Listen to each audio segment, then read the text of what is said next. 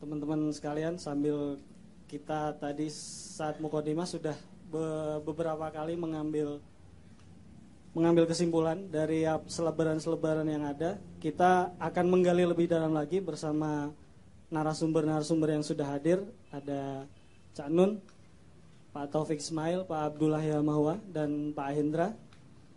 Mungkin kami persilakan untuk naik ke atas panggung untuk bisa mengeksplorasi lebih dalam lagi, agar kita tadi mungkin teman-teman yang tadi sudah sempat memaparkan bisa nanti ikut berkontribusi lagi pada sesi tanya jawab. Untuk sementara ini Cak Nun, Pak Taufik, Pak Abdullah Yamahwa, Pak Hendra, kami persilakan untuk naik ke atas panggung.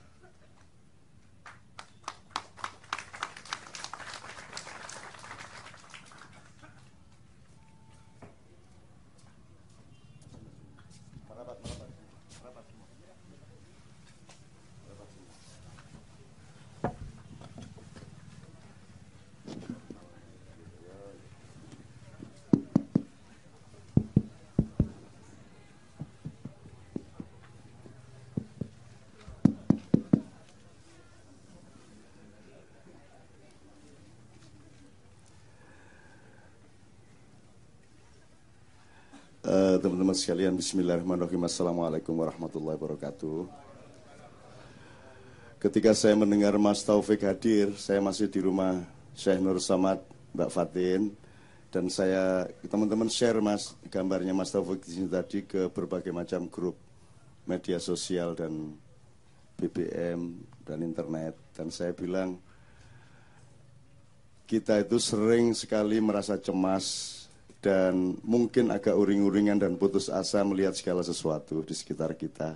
Dari yang kecil-kecil sampai soal pilpres segala macam, kita gampang cemas. Karena kita menyangka Allah itu bukan al-fa'al, Allah itu bukan yang maha bekerja.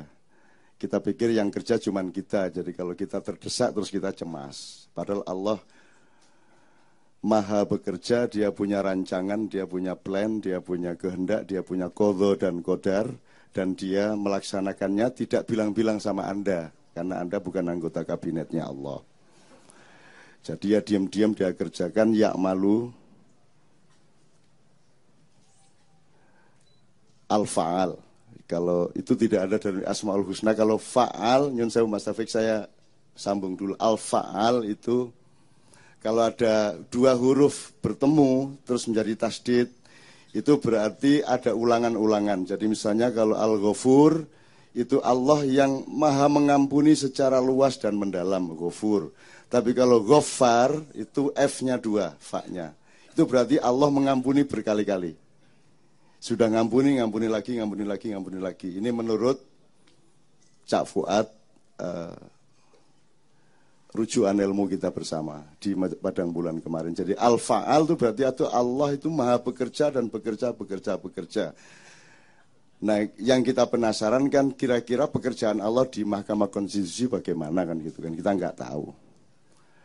Nah, hadirnya Mas Taufik, Pak Abdullah dan Pak Hendra ini kan pekerjaan Allah 100% yang memberi hidayah kepada mereka untuk menyediakan rahmat bagi kita semua. Nah, sekarang tergantung Anda, rahmatnya ini seberapa besar, itu tergantung software Anda. Kalau Anda punya kompatibilitas tinggi terhadap ilmu-ilmu yang bisa kita gali dari beliau bertiga, maka kita akan dapat banyak. Tapi kalau kita masih Windows 31 ya oleh ya dikit saja, apalagi masih DOS dan Sirait dan WS. Tapi saya yakin Anda sudah sampai tingkat yang update ya di bidang software, sehingga insya Allah Anda akan bisa menggali. Nah, beliau bertiga ini tidak seperti Anda yang tidak jelas kerjaannya. Jadi beliau bertiga punya tugas yang jelas iramanya, jelas prosedurnya, sehingga tidak mungkin sampai larut malam. Sehingga saya tadi minta, ayo kita cepat. Him tetap di sini Mas Ibrahim sama Anda, tetap di sini. Ini harus kita sambung dulu. Jadi saya Mas Taufik, saya mau tanya dulu ini, Anda ini rata-rata umur berapa yang datang malam hari ini? 20, 30, 17, punjul telulas ya, berarti 30. Oke, kalau saya ngomong tingkat pendidikannya rata-rata apa ini kira-kira? SMA ke atas, yang SMA ke bawah ada? Ada ya? Oke. Kalau lubis itu, mana lubis? Oke, jadi SMA mahasiswa ya, yang sudah, gini, yang sudah bekerja angkat tangan. Lumayan mas, lumayan alhamdulillah. Saya tidak akan tanya satu persatu kerjaannya apa, tapi pokoknya kerjaan di kota ya. Pasti bukan bertani, bukan iyalah pokoknya kudo lah, bu buru, bu direktur, pokoknya kudo lah itu.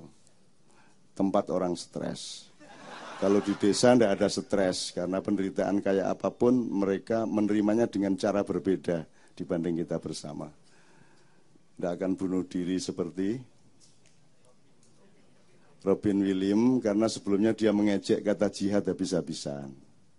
Gitu. Tapi itu bukan, tidak ada hubungannya mungkin ya. Memang dia mengalami bipolar psikologis. Jadi dia selalu mengalami lonjakan-lonjakan karakter yang berbeda-beda sehingga dia bingung sama dirinya sendiri. Itu karena tidak ada Allah, maka tidak ada bimbingan, tidak ada hidayah, tidak ada istikharah, tidak ada macam-macam yang di dalam Islam atau di dalam tradisi kita punya banyak sekali metode-metode. Nah, kalau wilayahnya dari mana aja mas?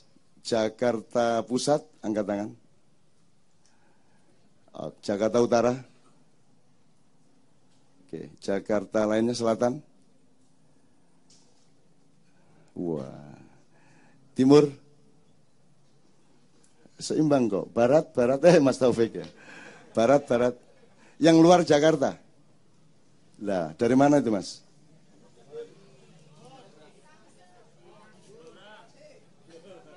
Tangerang. Di? Tulungagung. Tulungagung. Wah, pembelakrak ini ya. Oke. Teman-teman sekalian, supaya Mas Taufik kenal Anda, supaya Mas Taufik mengerti setting Anda, Pak Abdullah mengerti setting Anda. Sekarang saya balik. Yang sudah pernah mendengar atau syukur mendalami Pak Taufik Ismail, angkat tangan. Pernah mendengar? Oh, wes kabeh, Pak. Relatif sudah semua. Yang angkat tangan pernah mendengar, yang tidak angkat tangan sangat pernah mendengar, sehingga tidak heran lagi. Andaikan saya tanya sama Anda, kalau Anda ketemu Pak Taufik Ismail, apa yang Anda ingin ketahui dari beliau? Oke, angkat tangan yang mau memberi pertanyaan. Sebelum beliau nanti akan puncaknya membaca puisi untuk Anda semua. 1, 2, 3. Oke, 3 dulu ya. Silakan Mas, tolong mikrofonnya. Ya, pernah membaca tentang artikelnya tentang kenapa malu menjadi rakyat orang Indonesia. Oke. Sehingga pertanyaan Anda adalah, kenapa malu Mas? Kenapa malu? Oke, sebelum diterusin soal malu ini, saya ingin memberi wacana. Saya kan kemarin berhari raya di Eropa, di Korea Mas. Di Korea. Saya Idul Fitri di Busan. Terus barusan saja belum lama sebelumnya kan Presiden Korea kan bunuh diri, dan juga ada yang bunuh diri yang kapalnya, yang pemilik kapal yang tenggelam yang memuat anak SMP 279 itu. Jadi di Korea itu rasa malu sangat tinggi sehingga tidak wajar. Jadi mereka itu karena tidak tahu dari mana asalnya dan tidak tahu akan kemana, tidak punya akhirat ya. Jadi mereka itu juga ketika menerapkan nilai-nilai budaya itu juga banyak ketidaktepatan. Misalnya, kenapa presiden bunuh diri? Karena istrinya barusan dikasih duit sama temennya. Bukan sogoan, bukan kolusi, hanya dikasih untuk sodakoh, untuk aja, persahabatan aja. Padahal di sini disogok kayak apapun tidak akan mundur. Kan begitu kan? Gitu. Kalau di sana hanya sekedar dikasih duit, padahal tidak salah secara hukum, tidak salah secara moral, itu pun suaminya malu bunuh diri. Pemilik kapal itu juga wanted, dia dicari oleh kepolisian Korea 4 triliun won. Kalau bisa menemukan beliau, istrinya 3 triliun, anaknya 3 triliun. Jadi seluruh yang bertanggung jawab atas kapal itu menjadi terdakwa. Jadi kalau direkturnya terdakwa, pemiliknya terdakwa, sak keluarganya terdakwa semua di sana. Di sini belum pernah ada kecelakaan yang ada terdakwanya. Karena orang Indonesia menganggap kecelakaan itu kehendak Allah, kan begitu. Udah nggak ada yang salah lagi kecuali Allah Subhanahu wa taala. Nah, sementara di sana semua merasa malu. Pemilik kapalnya merasa malu, bunuh diri. Jadi output dari bunuh diri, aplikasi dari rasa malu itu bunuh diri karena mereka tidak punya skala akhirat. Jadi hidupnya di dunia, tujuannya ya dunia, segala sesuatunya dunia, sehingga orang Korea itu jauh dari orang Indonesia soal kebahagiaan. Mereka jam 8 malam sudah, jam 8 pagi kerja sampai jam 8 malam, jam 8 malam bingung. Saya ini siapa? Dulu dari mana asalnya? Kok bisa di sini? Terus besok-besok kemana? Nah, karena bingung nggak bisa jawab, karena nggak ada agama, akhirnya minum. Mabuk, terus tertidur, pagi bangun lagi, kerja lagi. Jadi mereka itu adalah, mereka masih abad 18, yaitu tanam paksa. Mereka disuruh bekerja terus-menerus dan hanya kerja itu saja yang mereka kenal dalam kehidupan. Dan tidak ada dimensi yang lain kecuali kerja. Tapi mereka sangat menyembah kerja sehingga mereka tidak merasa dipaksa. Sehingga bukan tanam paksa namanya. Jadi cara menjajah yang terbaik adalah jangan sampai yang dijajah ngerti bahwa dia dijajah. Maka kalau ingin menjajah Indonesia, media massa harus bikin mindset baru. Bahwa ini cocok, ini hebat, ini cocok, yang bagus begini. Nah, kalau mindsetmu sudah bisa berubah, maka besok Anda tidak merasa Anda sedang dijajah. Insya Allah itu akan kita laksanakan bersama-sama. Amin ya Rabbal Alamin. Mudah-mudahan Allah mengabulkan supaya cepat-cepat. Ya, oke. Nah, di sini tidak ada rasa malu, di sana ada rasa malu. Mas Taufik akan punya alasan sendiri. Kalau misalnya bawah itu ya dibaca juga, Mas. Kayaknya ya, supaya semuanya tahu ya. Aku malu menjadi bangsa Indonesia, orang Indonesia. Oke, yang kedua, Mas, yang kedua.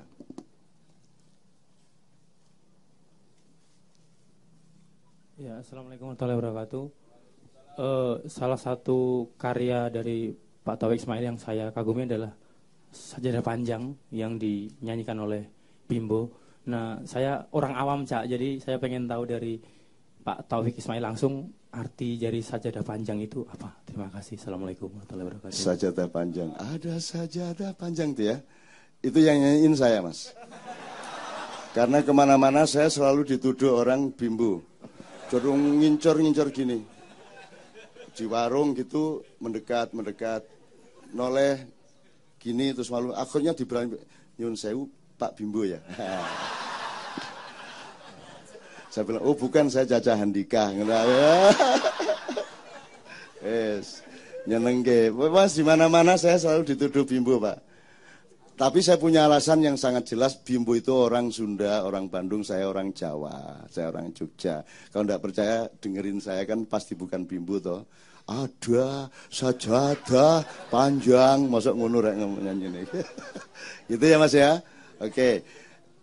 Sajadah panjang nanti akan beliau jawab, tapi yang penting jangan pakai teori materialisme sajadah panjang itu. Sebab kalau sajadah panjang material kan tawowo, kayune piro iku, dari sini sampai Masjidil Haram sajadah kabeh sampai di dukure laut dikai sajadah. Gitu. Mending pakai sajadahnya Aladin terus kita bisa naik di sajadah gitu. Jadi beliau maksudnya adalah betapa kita ini bersujud dan mengaliri keabadian sampai ke Allah, kira-kira seperti itu ya. Oke, terima kasih atas pertanyaan Anda. Tepuk tangan untuk beliau, tepuk untuk beliau. Mas, luar biasa loh Mas. Jadi file beneran di teman-teman Anda yang ketiga. Tolong misal.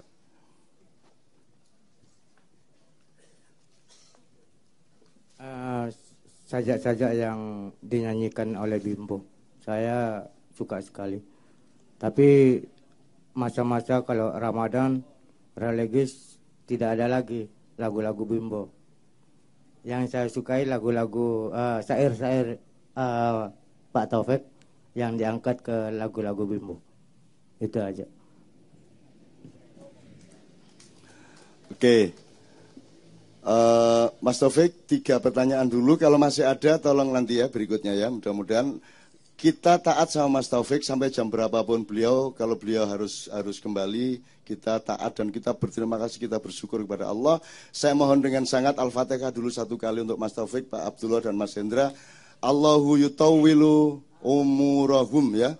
Allah akan memanjangkan umurnya karena manfaat beliau bertiga ini luar biasa besar untuk masyarakat, dan Allah tidak tega untuk bersegera meminta beliau ke surga. Karena bumi masih sangat membutuhkan beliau. Kalau Anda mendoakan beliau berumur panjang, maka pantulannya juga Allah pekewo. Wong dia yang doain berumur panjang, masa yang berdoa sendiri tidak dipanjangkan umurnya. Kan gitu logikanya Allah. Jadi sering-seringlah mendoakan saya berumur panjang, karena nanti logikanya Tuhan gitu. Waduh, ini yang didoakan aja saya panjangin umurnya, masa yang mendoakan tidak. Berarti yang mendoakan juga lebih dipanjangkan umurnya lagi. Itu Islam tuh kayak gitu, enak banget ya. Kasih banyak duit ke orang-orang supaya Allah kasih. Wah, itu sering ngasih duit orang, wah saya nggak enak, tak kasihnya yang banyak lagi, gitu loh caranya ya. Oke teman-teman sekalian, ila hadini as-solihah, beliau mudah-mudahan Allah memanjangkan umurnya, menyehatkan badannya, dan menambah manfaat beliau untuk masyarakat dan bangsa Indonesia. Wa ila hadratin Nabiyil Mustafa Muhammad sallallahu alaihi wasallam. Al-Fatihah.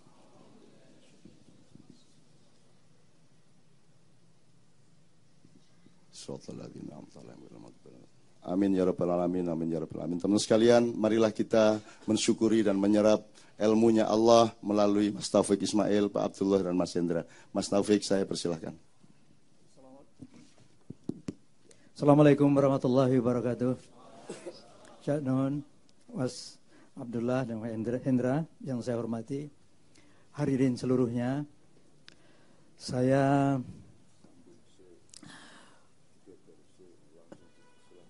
berkali-kali ingin datang secara mendadak, tidak memberitahu pada Cak Nun dalam acara Kenduri Cinta ini. Nah, itu sudah berbulan-bulan lamanya.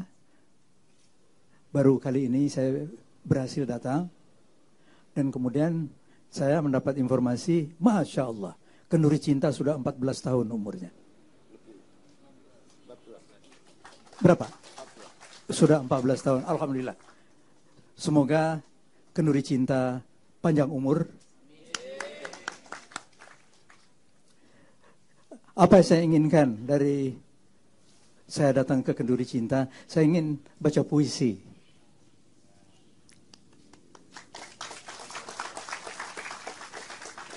Setiap habis Ramadan,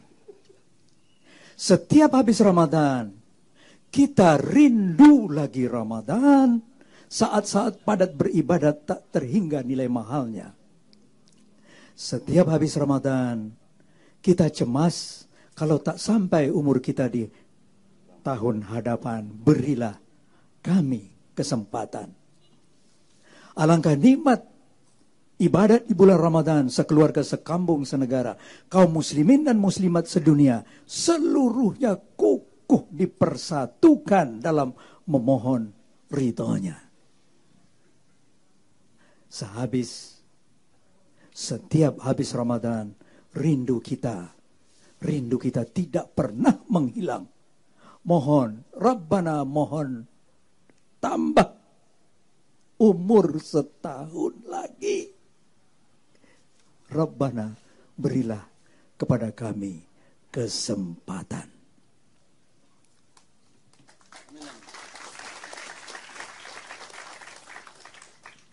Kemudian saya akan jawab pertanyaan-pertanyaan tadi dari 3 itu. Yang pertama, kenapa saya menulis puisi yang judulnya Malu Aku Jadi Orang Indonesia. Begini ceritanya. Pada tahun 50-an, kemudian 60-an juga, itu terjadi ketegangan politik yang luar biasa di Indonesia, dan kemudian perebutan kekuasaan yang berdarah dari PKI, dan kemudian kita mengalami pada waktu itu krisis ekonomi yang hebat sekali, dan kemudian tidak tahan kami menghadapi itu, kemudian itu dihadapi dengan semua kekerasan itu dihadapi, dan kemudian untuk pendek cerita, rezim Orde Lama tumbang. Kemudian naiklah rezim yang baru, Orde Baru membawa pembaruan, sangat melegakan suasananya. Pada waktu itu rasa depresi hebat sekali, tidak tertanggungkan rasanya. Nah, kemudian rezim yang baru itu bagus, berfungsinya cuma sekitar 3 tahun. Kemudian maraklah salah guna kekuasaan dan seterusnya dan seterusnya. Nah, kami yang ikut mendirikan pemerintahan baru itu berusaha dengan sekeras mungkin untuk mengembalikan jalannya ke jalan yang lebih jejak, yang lebih lempang. Tidak berhasil. Nah, pada waktu itu saya menulis puisi lagi. Sebelumnya pada tahun 65 itu juga puisi-puisi yang disebut sebagai puisi-puisi demonstrasi. Kemudian sesudah itu puisi-puisi yang turun hujan rupanya, ya. Ya. Ya Allah, redakan hujan ya Allah. Redakan hujan untuk jemaah kami ini. Ya. Amin. Nah, kemudian apa yang saya beri judul kepada puisi-puisi itu? Ada sebuah perjuangan yang sudah dilakukan dan berhasil, akan tetapi gantinya itu tidak memuaskan, dicoba untuk dirubah, tidak berhasil juga. Nah, saya malu. Itulah sebabnya maka saya sebut kumpulan puisi itu, Malu Aku Jadi Orang Indonesia. Nah. Kemudian yang kedua, tadi disebut sajadah panjang. Sajadah panjang ini dinyanyikan oleh kelompok himpunan musik Bimbo. Salah satu yang menjadi lagu yang disukai sekali oleh publik. Nah, kisah awal dari puisi ini adalah ketika biasanya grup Bimbo memberikan kepada saya lagu-lagu, kemudian untuk diisi liriknya. Padahal saya lebih suka kalau puisi-puisi saya langsung dinyanyikan. Jadi tidak ada kewajiban dari apapun dari saya untuk melakukan penulisan. Tapi kalau puisi lagu diberikan kemudian harus diisi, nah itu kerja berat bagi saya. Ketika lagu itu diberikan kepada saya, nah apa ini yang akan saya isikan ke dalamnya? Saya ingin berbicara mengenai sholat, mengenai kewajiban nomor 1 di dalam agama kita. Bagaimana caranya menyatakan itu? Alat untuk menyatakan itu adalah sajadah. Dan kemudian sajadah itu saya beri ciri sajadah yang panjang sekali. Saya berjalan di dalam hidup itu di atas sajadah itu. Begitu terdengar suara azan dan kemudian saya berhenti bekerja dan kemudian langsung sholat di atas sajadah panjang itu. Itulah riwayat dari lahirnya lagu sajadah panjang. Kemudian yang ketiga tadi, Anda suka sekali syair-syair Bimbo, tapi pada tidak banyak mendengarkannya. Iya. Kalau begitu beli saja kasetnya. Atau CD. Iya. Nah, baik, berdiri ya. Tepuk tangan semua, bismillah. Tepuk tangan cinta ya. Dan optimisme. Semangat ke depan. Ya. Wah, berat ini untuk berdiri. Nggak usah deh. Saya duduk saja ya. Ya.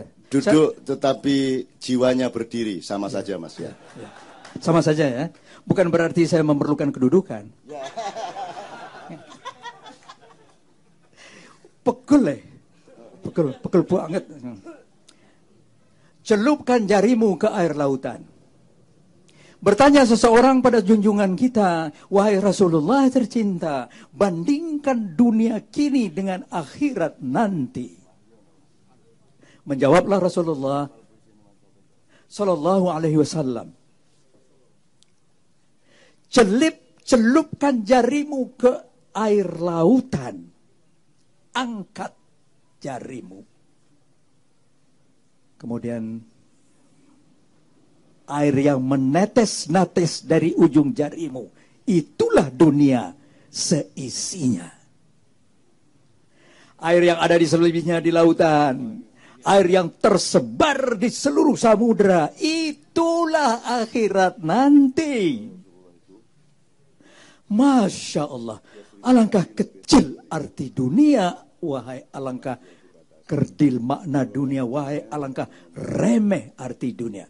Wahai alangkah, wahai tak berartinya dunia. Yang mengejar akhirat, mendapat akhirat dan dunia. Yang mengejar dunia, cuma mendapat dunia. Mudah-mudahan jamaah kita ini, mudah-mudahan keluarga kita di rumah, mudah-mudahan bangsa kita akhirat dan mendapat kedua-duanya, akhirat dan dunia. Oke, sebelum Mas Taufik, ini ibarat makan nih baru pembukaan lah. Kita ingin makanan yang lebih prasmanan lagi dari Mas Taufik, tapi juga ada Pak Abdullah dan Mas Hendra. Sebelum itu saya ingin tanya sama Mas Wahyu, ada yang hafal puisinya Mas Taufik, yang hafal enggak sampean? Belum ada. Oke, ini yang sering baca puisi di sini. Mas Taufik, andaikan ada orang mau baca puisinya Mas Taufik, apa yang Mas Taufik kasihkan untuk dibaca oleh Mas Wahyu? Ini untuk menyambung cinta Mas Taufik ke kita dan kita kepada Mas Taufik. Wahyu, tolong ini ke Pak Taufik untuk diberikan puisinya untuk Anda baca. Spontan bisa ya? Berani ya? Ya, oke.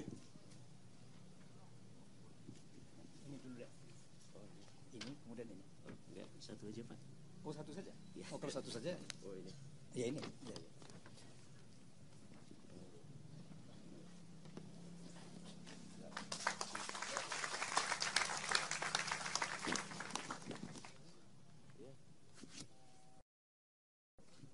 Bismillahirrahmanirrahim. Assalamualaikum.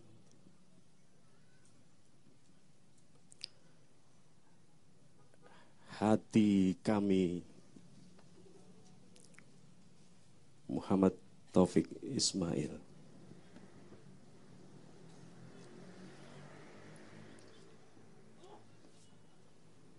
Rabbana ya Tuhan kami, bersihkanlah hati kami dari noda, iri dan dengki, dari cacat, angkuh dan sombong. Rabbana ya Tuhan kami, sembuhkanlah hati kami dari sifat tipu dan dusta, dari cacat, uzub dan ria. Mulut kami suka betul bergunjing, bergosip sepanjang hari. Mulut kami senang betul menyakiti hati kawan sendiri. Rabbana ya Tuhan kami, sembuhkanlah hati kami, bersihkanlah hati kami. Cak, boleh sedikit curhat saya, Cak?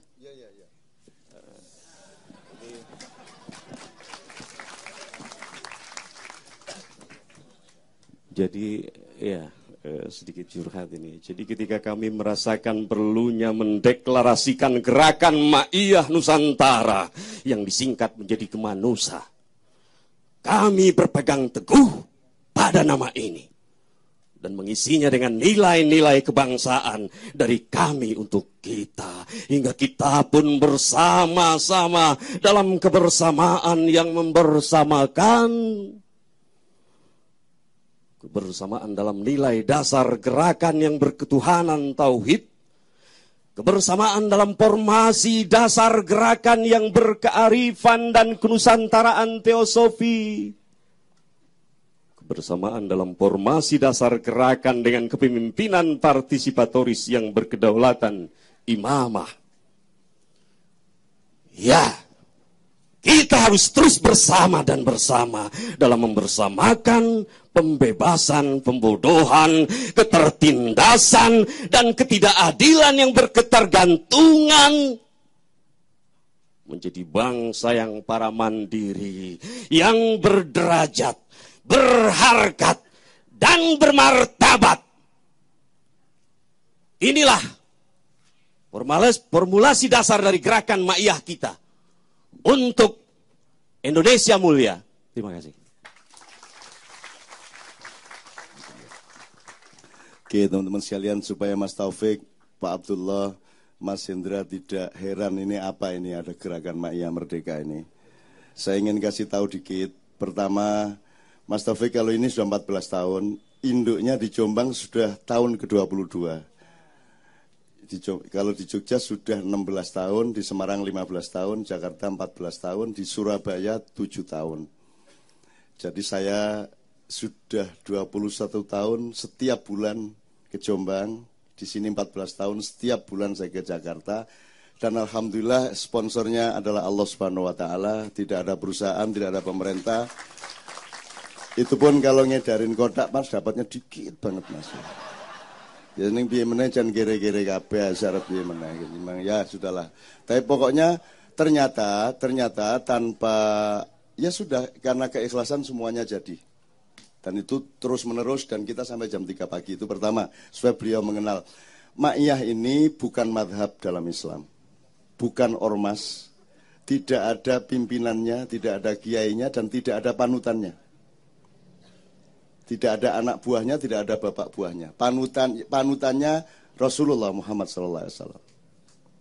Jadi saya di sini bukan untuk memberi ajaran kepada teman-teman, karena ini mengalir terus Mas. Ini kan ada yang sudah semester 14, ada yang baru semesteran pertama ini, macam-macam ini mengalir terus dan pijat. Saya tidak pernah memberi ajaran apapun, yang saya lakukan hanya membukakan pori-pori kecerdasan mereka, membukakan pori-pori logika mereka. Saya pijat mereka jadi gembira hidupnya, menjadi lebih cerdas, menjadi tidak mudah ditipu oleh Jokowi maupun oleh Prabowo, tidak mudah ditipu oleh siapapun, tidak mudah ditipu oleh dunia, dan mereka tidak akan takjub kepada dunia. Mereka takjub kepada Allah Subhanahu wa taala. Itu meskipun kelihatannya preman-preman Mas, nggak ada yang santri, nggak ada yang pakai peci, nggak jelas gitu. Agamanya juga macam-macam. Saya tidak tahu. Kalau dia Muslim saya belum percaya amat, karena Muslim tidaknya dia ada di dalam hati dia dan pikiran dia dengan Allah. Kalau dia tampil ke saya dengan peci dan dia sholat di depan saya, itu bukan jaminan bahwa dia Muslim. Sebagaimana saya juga belum tentu Muslim di hadapan Anda, meskipun tanda-tanda keislaman saya ada. Tapi siapa tahu saya sebenarnya menipu Anda, kan Anda juga tidak tahu. Maka mereka sangat berhati-hati dan mereka tidak mudah untuk menuduh-nuduh siapapun. Sehingga mereka sangat rendah hati. Jadi Pak Abdullah, ini bukan gerakan politik, bukan gerakan apa-apa. Ini cuman tukang pijit keliling. Ya, anak-anak jadi kerjanya lebih bagus, badannya lebih sehat. Bayangin dari jam 9 sampai jam 3 pagi mereka ntar jam 7, jam 8 kerja lagi, tidak ada masalah. Dan mereka sangat sehat karena itu, karena kita juga tahu penipuan-penipuan prinsip kesehatan yang diimport ke kita. Kan gitu, sehingga mereka di sini kita tunjukin sehat tuh begini loh. Dari hati, pikiran sampai badan dan seterusnya. Terus dari Allah, Rasulullah kita, dan seterusnya. Sehingga insya Allah sehat walafiat. Kecuali yang Allah mengendakinya sakit. Kalau itu sudah di luar manajemen kita. Jadi Pak Abdullah jangan, ini di sini tidak ada penganut saya.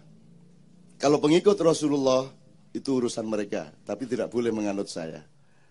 Di antara Allah sama Anda tidak boleh ada siapa-siapa kecuali Rasulullah. Tidak boleh ada saya, Tidak boleh ada MUI, tidak boleh ada NU, Muhammadiyah, Madhab, Wahabi, Sunni, Syiah, Ahlussunnah, apa aja tidak boleh ada. Yang ada Allah sama dia.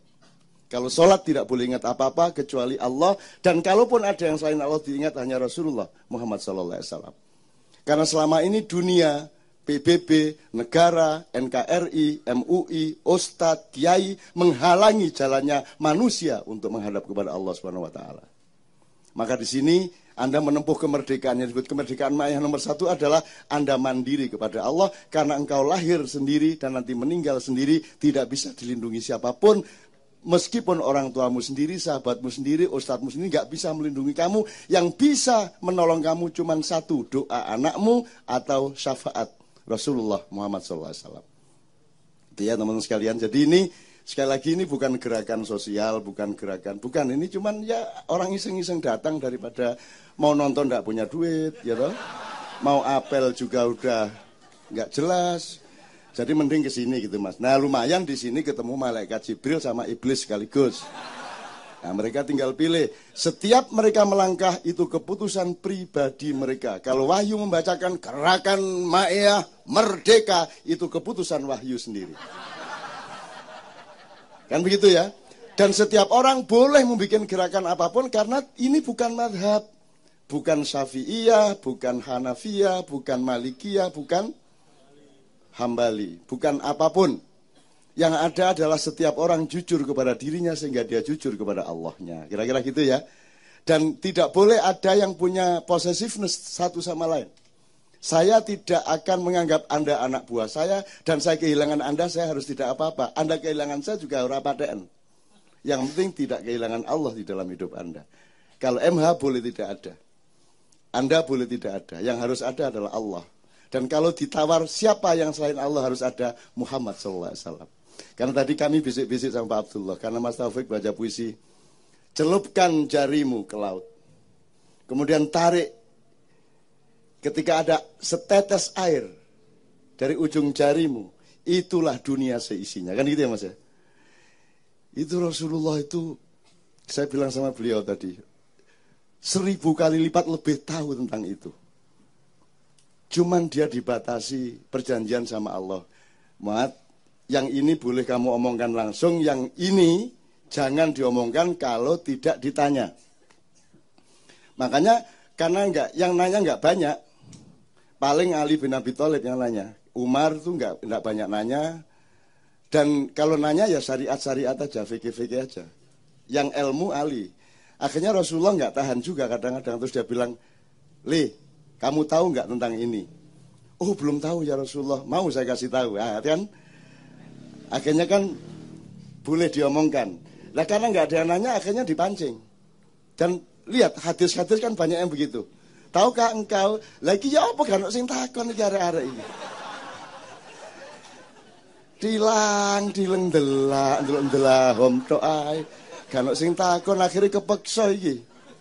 Tahukah engkau siapakah orang yang gitu kan? Belum tahu ya Rasulullah. Nah, gitu baru Rasulullah ngomong sambil sorry ya gitu ya. Gitu, sambil minta maaf sama Allah. Di satu. Misalnya Ustaz, kemarin di Padang Bulan kita mulai lagi tafsir dari awal, dari Iqra bismi rabbikal ladzi khalaq. Saya ambil satu saja supaya tidak terlalu panjang. Ketika Anda sampai gini, kalau Iqra itu harus bismi, harus ismi, tidak boleh Iqra tok tanpa ismi, tanpa landasan. Kalau Anda punya landasan, landasannya harus Allah. Jadi Iqra bismi Allah, tapi Allahnya pada fungsi Rob. Bukan Iqra bismi ilahik, bukan, tapi Iqra bismi Rabbik. Ini nanti ada urusannya sendiri. Baru Anda harus tahu bedanya Allah ilah sama Rob. Kalau Anda bersyahadat jangan asyhadu alla robba illallah, tapi asyhadu alla ilaha illallah, karena ada bedanya dua itu. Posisi dan fungsinya, gitu ya. Nah, ini kapan-kapan untuk PR kita. Terus Iqra bismi rabbikal ladzi khalaq. Kenapa? Kenapa kok harus bismi? Karena harus ada landasan. Kenapa harus bismi rabbik? Karena landasan yang satu-satunya historis bagi manusia adalah Rob. Kenapa landasannya harus Rob? Karena dia yang alladzi khalaq. Itu logikanya begitu. Karena dia Iqra bismi Ustadz siapa, Kiai Siendak. Karena dia alladzi khalaq, khalaqal insana min alaq. Ini yang mau saya sambungkan ke Pak Abdullah. Karena Allah yang menciptakan, dan Allah menciptakan dari segumpal darah. Dalam epistemologi Mas Taufik, al-alaq itu alladzi khalaq khalaqal insana min alaq. Alaq itu dalam bahasa Arab sesuatu yang menempel. Anda tahu, yang menempel di rahim ibu itu yang kelak menjadi kamu. Ketika sudah ovum sama ya Mas ya, sama sperma bertemu, maka dia terus menempel. Maka profesor-profesor di Amerika bilang, tidak mungkin ini omongan Muhammad, ini pasti omongan Allah Subhanahu wa taala. Maka mereka masuk Islam. Ya, kalau Muhammad yang ngomong al-alaq, harus punya mikroskop dulu. Dia harus bisa ngelihat rahim seorang ibu di dalam pakai ronsen, ada yang nempel. Baru Muhammad bikin puisi, Iqra bismi rabbikal ladzi khalaq, khalaqal insana min alaq. Maka tuduhan orang-orang bahwa Quran itu karya Muhammad menjadi batal karena mustahil manusia di abad 7 mengetahui ada yang menempel di rahim seorang ibu. Pasti Allah sendiri yang mengatakannya. Sejak itu banyak orang yang percaya kepada Al-Quran dan Islam. Itu ya teman-teman sekalian. Nah, Pak Taufik, Pak Abdullah, nanti Mas Taufik juga masih akan sampai jam 11 berapa gitu ya kira-kira ya? Menurut dia 11.59 Mas. Oke, jadi ini sekedar memancing beliau karena beliau ini aktivis sejak zaman Orba juga. Orang sekarang kalau ngomong Orba langsung negatif Mas. Padahal Orba itu kan perjuangan untuk memperbaiki dari keburukan-keburukan di Orla kan gitu ya Mas ya. Nah sekarang ini nggak jelas Orla itu baik atau buruk, nggak jelas. Orba baik atau buruk nggak jelas, reformasi baik atau buruk nggak jelas, tergantung dia pas capres 1 apa pas capres 2. Kan begitu. Baik buruk tergantung kepentingannya sekarang kan begitu. Nah, Anda saya kira bisa mengemukakan banyak hal yang dialektis karena beliau aktivis ketika HMI dulu masih